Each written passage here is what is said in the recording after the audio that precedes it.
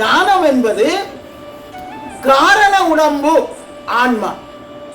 காரண உடம்பு ஆன்மா.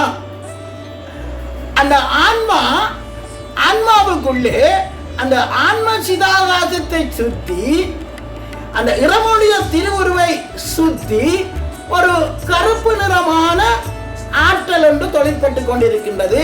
அதுதான் ஆணவ ஆற்றல்.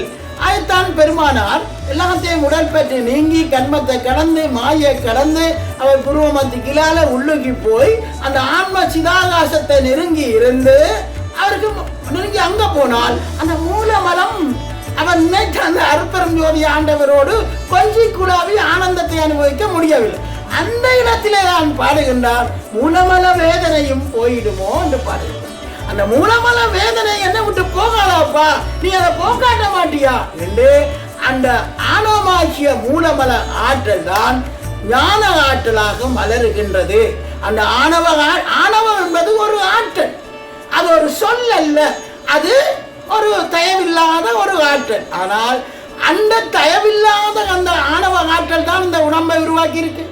அப்ப ஆணவ ஆற்றல் நல்லதை செய்யிருக்கா கெட்டதை செய்யிருக்கா? நல்லதைத்தான் செய்யுது. அப்ப அப்படி ஆணவம் எங்களுக்கு அறிவு விளங்கி ஆணவம் நல்லதுதானே செய்திருக்கின்றது. அந்த ஆணவம் இயற்கை சேர்க்கையாக மாயை சேர்த்து சூட்சமாக இந்த உயிரை இயங்க வைத்துக் கொண்டிருக்கின்றது. பிறகு அது அடுத்த செயற்கையாக கண்மத்தை சேர்த்து இந்த உடலை சேர்த்து வச்சிருக்கின்றது. அப்ப ஆணவம் என்கின்ற இந்த ஆற்றல் நாங்கள் தயவில்லாமல் இயங்கிக் கொண்டிருக்கும் பொழுது எங்களுக்கு கெட்டதாக படுகின்றது.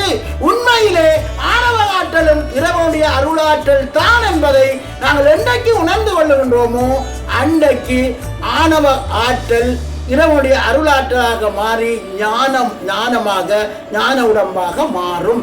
இதுதான் காரண உடம்பாகிய ஆன்மா. இந்த உடம்பு தோன்றுவதற்கு மூல காரணமாக இருந்த காரண உடம்பாகிய ஆன்மா ஞான உடம்பாக மாறுகின்ற முதல் சித்து நிலை. அடுத்தது இப்ப ஞான உடம்பாக அங்க மாறிவிட்டது. மாறிய உடனே அங்கு ஓங்கார ஆற்றல் தொழிற்பட ஆரம்பித்தது. அருளொளி என்பது அந்த சிதாகாசத்திலே சத்தமில்லாத சிதாகாசம், சத்தமில்லாத நிலை, பரிபூர்ண மௌன நிலை. அந்த இடத்திலே தான் அருள் சத்து இருக்கின்றது. அருள் சத்து இருக்கின்றது. அந்த சத்து நாம் சுவாசிக்கின்ற காற்று அந்த அருள் வழியை சென்றடைந்து அந்த சத்தை நம்முடைய ஒட்சிஜன் வாயு உள்வாங்க. அந்த ஒட்சிஜன் அகநிலையிலே வெப்பம் இருக்கின்ற காரணத்தினாலே அந்த அருள் சக்தி இந்த ஒட்சிஜன் வாயுவோடு இணைந்து அந்த ஒட்சிஜனுடைய அகநிலையில் இருக்கின்ற வெப்பம் அந்த சத்தை பெற்று ஒளியணுக்களாக மாறுகின்றன. அந்த ஒளியணுக்களாக மாறும் பொழுதுதான் சத்தம் உருவாகின்றது. அதுதான் ஓங்காரம். அந்த ஓங்காரம் தான் முதலிலே சப்த பிரபஞ்சம் தான் முதலிலே இந்த உலகத்திலே தோன்றியிருக்கின்றது. அதான் ஓங்காரத்துக்குள்ளே எல்லாம் அடங்கும், ஓங்காரத்துள் எல்லாம் அடங்கும் என்று பேசுவார்கள். ஓங்காரத்துக்குள்ளே 84 லட்சம் ஆன்மவேத உயிரினங்களும் உள்ள சூட்சும நிலையிலே இருக்கு. இந்த பிரபஞ்சமும் சூட்சும ஆற்றலாக இருக்கு.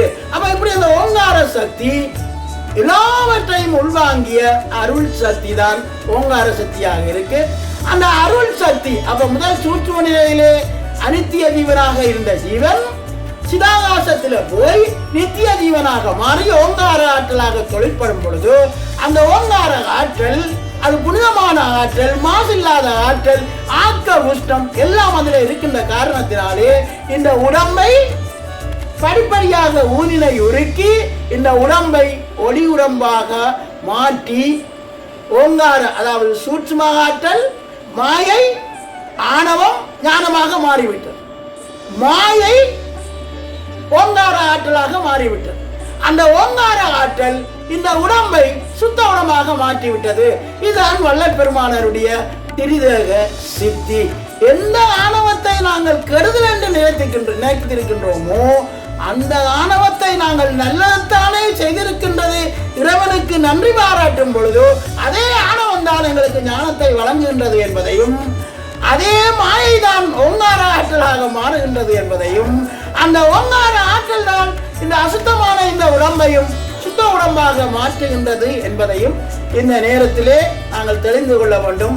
இந்த 3 உடம்புகளும் திருதேக சித்தி பெறுவதற்கு இந்த 3ம் சுத்த ஒளி நிலையத்தான் பெற்றிருக்கின்றன.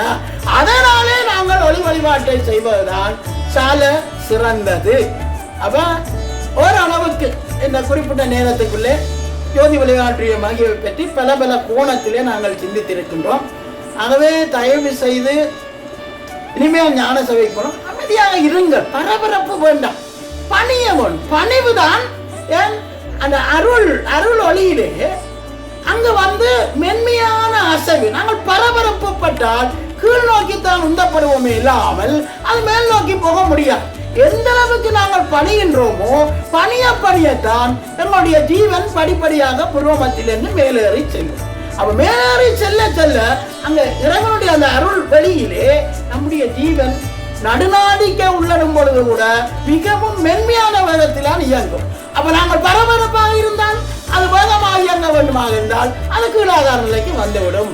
அப்ப எங்களுடைய பரபரப்பான வாழ்க்கையிலே எந்த பயனும் இல்லை. அதே போல நாங்கள் ஆணம்சத்தை ஆணம்சமாகவும் பெண்ணம்சமாகவும் இருந்து ஆணம்சத்திலே பெண்ணை கலக்காமல் பெண்ணம்சத்திலே ஆணம்சத்தை நாங்கள் இயற்கையை செயற்கையாக கலக்காமல் இறைவன் தந்த கருணையோடு அந்தந்த வடிவத்தோடு இருந்து நாங்கள் ஒன்றிருந்து குளிர்ச்சி வருந்திய அருட்பெருஞ்சோதி ஆண்டவருடைய அருளாற்றலை பெற்று நித்திய வாழ்வை பெற வேண்டும், திருதேக சித்தியை பெற வேண்டும் என்று கூறி உங்கள் ஒவ்வொருவருடைய கால்களிலும் இந்த ஞாயிற்கடியன் விழுந்து வணங்கி கேட்டு இந்த முயற்சியை முறைப்படி செய்து இந்த மனித பிரபியத்தை இந்த காலப்பகுதியிலேயே எல்லாரும் திருதேக சித்தியை பெற வேண்டும் என்றும் அதற்கு எல்லாம் வல்ல அருட்பெருஞ்சோதி ஆண்டவர் எங்கள் ஒவ்வொருவருடைய உள்ளத்திலும் இருந்து அருள்பாலிக்க வேண்டும் என்பதையும் அவருடைய செவியிலேயும் இந்த விண்ணப்பத்தினை வைத்து இதுவரை நேரமும் அமைதியுடனும் ஒருமையுடனும் பேரானந்தத்துடனும் அருட்பெருஞ்சோதி ஆண்டவர் வழிபாடு செய்த உங்களுடைய பொற்கமல பாதங்களை இந்த ஞாயிற்கடியேன் மீண்டும் கோடான கோடி தடவல் விழுந்து வணங்கி மகிழ்ந்து உங்களை பிரியாமல் பிரிந்து விடைபெற்றுக் கொள்கின்றேன். நன்றி, வணக்கம்.